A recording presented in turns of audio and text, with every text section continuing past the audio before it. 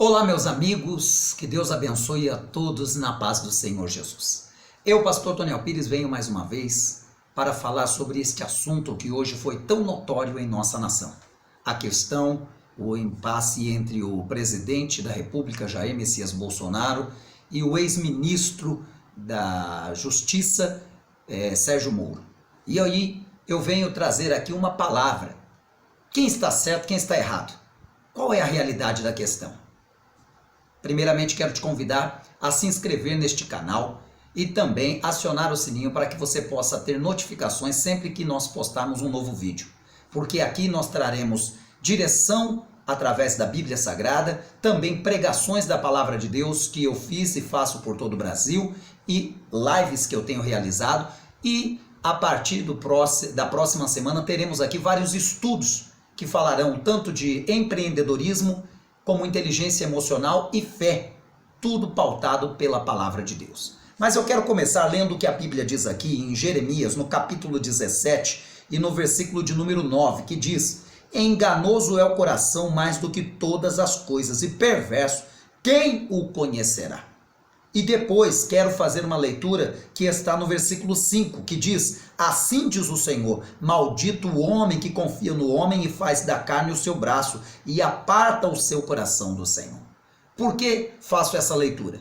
Porque eu quero dizer claramente aqui a minha posição, a pedido, é claro, de alguns amigos, de algumas pessoas que me perguntaram qual é o seu posicionamento. E o meu posicionamento é, como empresário, como comerciante, como homem, gestor, desde a minha infância trabalhando com pessoas e comércio, e de outro lado, como pastor evangélico, eu tenho que dizer que nós temos que parar e analisar algumas coisas, algumas questões. Primeira questão a ser analisada é a seguinte: assim como um gestor que sou, e também muitos que agora me assistem, quando você contrata alguém para trabalhar, para estar com você em um projeto, seja ele comercial, empresarial ou até um projeto ministerial, começa-se então contratando pessoas que talvez seja do seu relacionamento, da sua família, porque é uma empresa privada, porque é um comércio, ou de repente você vai contratar alguém porque foi indicado por um amigo, indicado por um parente, e você vai contratar pessoas por afeição àquela pessoa ou por alguma indicação. Mas você só saberá das competências reais daquela pessoa em todas as áreas que a sua visão, que o seu projeto caminha, andando com ela, estando com ela. Não tem como saber antes. É como um casamento. Em um casamento, muitas vezes, no começo, o casal de jovens ali no namoro, nossa, é incrível a coisa, porque o rapaz é descolado, o rapaz é destemido, é brincalhão, leva para todo lado, é aquela farra, a moça é descolada, é bacana, mas quando se chega a um momento de um relacionamento sério, a moça vai entender que ela não precisa de um rapaz descolado, brincalhão e tal, ela precisa de um homem responsável. O rapaz, ele vai descobrir que para o casamento ele precisa de uma mulher sábia, virtuosa. Então, é no relacionamento que vai se descobrir isso. Quando contratamos alguém para trabalhar em uma empresa, em um projeto, muitas vezes por afinidade, contratamos aquela pessoa e aí o que acontece? Vamos observar que ela não tem todas as qualificações que desejaríamos para o nosso projeto, para a nossa visão, no decorrer do tempo. Ou, de repente, ela tenha, e aí, aplausos a ela. Então, somente o relacionamento é que nos dá a certeza de que podemos ou não permanecer com uma pessoa numa posição em que colocamos. Isso acontece no comércio, na empresa, na família. Ei, estamos falando de gestão. Essa é a grande questão. Na igreja, quantas vezes a igreja, você vê aquela pessoa que ela é dinâmica, ela é comunicativa, ela é uma verdadeira evangelista. Fala bem, ela junta o povo, ela alegra o povo, ela manifesta ali o conhecimento bíblico. Aí você olha aquela pessoa e você fala, uau, perfeito. E aí você pega aquela pessoa e põe para pastorear um rebanho, gerir uma igreja, e o que acontece? Como um gestor, como um pastor, ela é uma catástrofe. Por quê? Porque ela sabe lidar com o povo momentaneamente, ela sabe unir o povo, alegrar o povo, mas ela não sabe conduzir um rebanho, ela não sabe cuidar de ovelhas, de pessoas, parar, ouvir, entender, ela não sabe. Então, é difícil, somente com o tempo, na maior parte das vezes, é que saberemos as competências de cada um, ok? Eu, como um analista comportamental, eu sei dizer isso porque temos que fazer vários testes e descobrir as aptidões da pessoa e ali colocá-la também em várias tarefas para sabermos as suas qualificações. De certa forma, venho então dizer o quê? Vamos entender esse momento, né? essa questão entre Bolsonaro e Sérgio Moro. Vamos lá. Primeiramente, eu sou a favor de que sejam convidados pessoas como o nosso presidente fez até então, para ministros, para lideranças, de pessoas que tenham aptidão para aquela área, né? E, além disso, que tenham também cunho político, público, que se preocupe com a nação em um todo. Que sejam homens que, além de ter as competências, olhem com uma visão Brasil, uma visão povo, uma visão nação. Aplaudo em todo o tempo ao juiz e ex-ministro agora, Sérgio Moro, mas dizendo, competente, maravilhosamente honesto, assim como o nosso presidente, que bom! E isso não deveria nem ser algo a ficar sendo tão exaltado, deveria ser um dever de todo cidadão viver a honestidade. Mas vamos lá, honesto? Ok, mas vamos entender uma coisa importante, que eu acho que houve falha quando ele foi nomeado, entender que Sérgio Moro não é político. A visão dele sempre como juiz era exercer a tarefa dele, como um juiz ali na sua vara com a sua toga.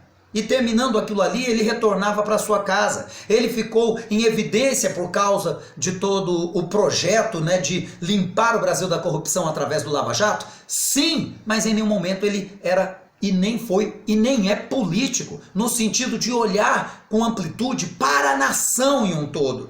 Neste exato momento em que estamos passando por trevas da pandemia que está havendo no mundo com o coronavírus, com o Covid-19, um político, ele colocaria a nação em primeiro lugar e não a ele próprio. Não é isso que podemos dizer? Não estou aqui colocando simplesmente o meu posicionamento unilateral, não é isso. Mas não é isso que um político tem que fazer.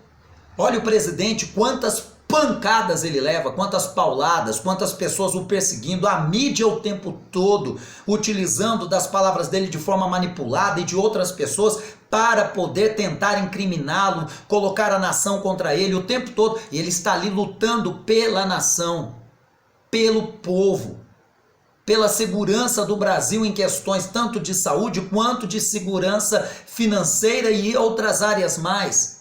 Apanhando o tempo todo, mas pensando na nação, em um todo. E agora? Já pensou se ele olhasse para o seu próprio eu, no seu particular, ele não seria um político? Queridos, quando a pessoa, no caso de nosso amigo, vamos dizer, do Brasil, né, não deixa de ser, Sérgio Moro tomou essa atitude, ele pensou nele, na sua biografia, mas ele esqueceu que neste momento o Brasil precisa de pessoas que pensem na nação, pensem num todo. Ele esperasse o momento certo. E outra, havia possibilidades e há de comunicar-se, de voltar e pensar e fazer novas reuniões, mas pensar neste momento na nação. Mas temos que parar e entender que ele não é um político. Ele não foi e não é. E espero que não seja, porque, né, pelo que vejo, falta uma certa aptidão em olhar de uma forma, em uma visão mais nação. Quem sabe ele conquiste essa visão pela experiência que teve como ministro até aqui. Temos que pensar também o seguinte: quem foi que nós elegemos? Em quem foi que nós votamos? Foi em Jair Messias Bolsonaro. Ele foi o candidato que se elegeu a presidente da República Federativa do Brasil, por votos democráticos de um povo que o colocou lá por um posicionamento que ele tem e acreditando nele. Sérgio Moro foi um homem que ele convidou para ser parte do seu ministério. E se neste momento tudo vem à tona dessa maneira, temos que compreender que foi Jair Messias Bolsonaro, que nós colocamos para liderar a nação. É o presidente da República. Assim como alguém no futebol lá, o técnico, ele coloca e ele tira de campo, muito mais o nosso presidente nesse momento, ele tem que saber com quais são os atletas que ele vai trabalhar no seu ministério, no seu governo, para o bem do Brasil. E nem sempre todos que entram e saem vão sair felizes. Outra coisa também devemos entender, que em nenhum momento o nosso presidente expulsou ou demitiu ao ministro, e sim, ele demitiu alguém que estava abaixo do ministro. Era uma das peças de trabalho do ministério de Sérgio Moro. Sérgio Moro poderia ter mantido a sua presença no governo e trabalhado a favor do Brasil como um homem que estava ali exercendo um cargo político. E depois, com o tempo, ele tomaria então as suas decisões pessoais, se assim ele achasse necessário, pensando em sua biografia, que eu tenho certeza absoluta, não é uma biografia manchada e não seria. Por quê? Porque nós temos um governo que pode ter ali as suas momentâneas falas e falhas, porque todo ser humano tem suas falhas, eu falho, você falha, todos nós falhamos em algum momento da vida, mas também temos que entender que é um governo que não tem e não apresenta até aqui casos de corrupção. Não há corrupção.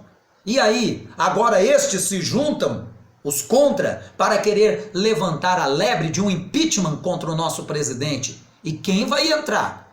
Quem é que vai assumir o poder? De onde virão estes? Por que será que os que estão à volta agora, a esquerda, a mídia sensacionalista e manipuladora, por que todo mundo está se unindo agora em impeachment e querendo incriminar o presidente e usar esse momento para querer tirar o presidente? Por que será? Quem vai entrar? E qual é o querer deles para que outra pessoa assuma tanto a nação? É porque, com certeza, as mamatas que eles tinham não tem mais. As fontes que eles tinham secaram.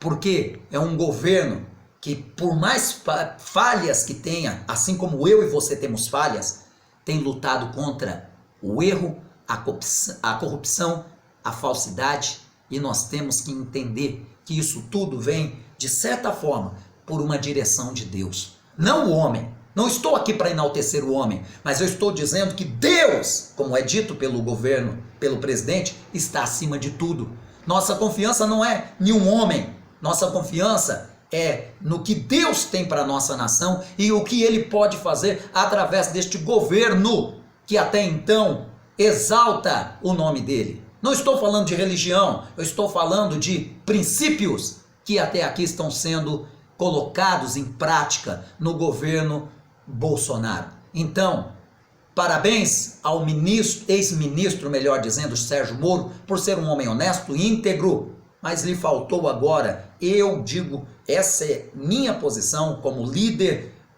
que sou com o meu grupo de fiéis, com a igreja a qual eu tenho o privilégio de pastorear e com pessoas que pedem a minha opinião. A minha opinião faltou ele olhar para o momento e para o Brasil. Porque não estava se tratando da pessoa dele, e sim de um colaborador. Poderia ele ter pensado na nação de uma forma mais ampla. E de outro lado, vamos entender, nós elegemos foi Jair Messias Bolsonaro. E até hoje, continuo afirmando, ninguém deixou que esse homem venha governar de verdade a nação. Ele tem que ficar o tempo todo se explicando, o tempo todo se prevenindo de pancadas que ele vai levar, o tempo todo se defendendo. Deixem o presidente governar o país. Deixem o presidente e os seus ministros trabalharem a favor da nação. Parem por um momento de ficarem fazendo sensacionalismo e querendo derrubar o governo, derrubar o presidente. Qual é na realidade a intenção? O porquê querem tanto tirá-lo do poder? Então, querida nação, querido povo, vamos pensar nisso e vamos dar tempo ao tempo, confiando em Deus e entendendo que esta nação precisa, neste exato momento, ser gerida a ferro, sim, tirando a corrupção, tirando os que querem se aproveitar, os aproveitadores da nossa nação.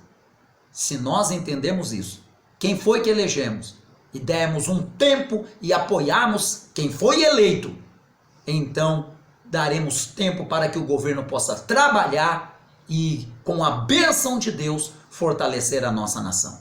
Que Deus abençoe a todos, em nome de Jesus.